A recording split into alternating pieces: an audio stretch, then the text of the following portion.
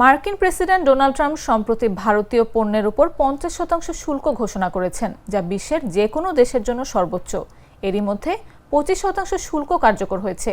সরকারি কর্মকর্তারা জানিয়েছেন, বাকি 25% শুল্ক আরোপ করা হবে কিনা তা নির্ভর করছে ভূরাজনৈতিক পরিস্থিতির ওপর।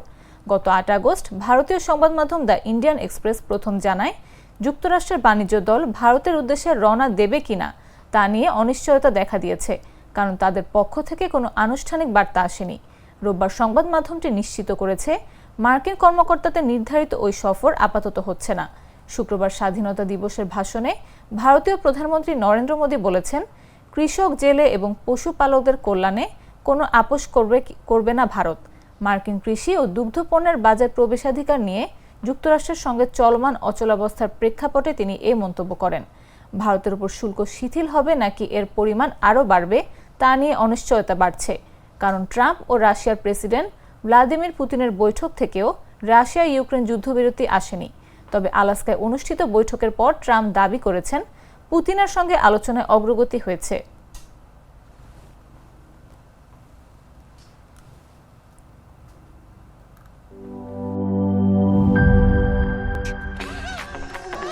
ভিশন মসকিটো কিলিং ব্যাট হাতে থাকলে মশাদের আর রক্ষা নাই।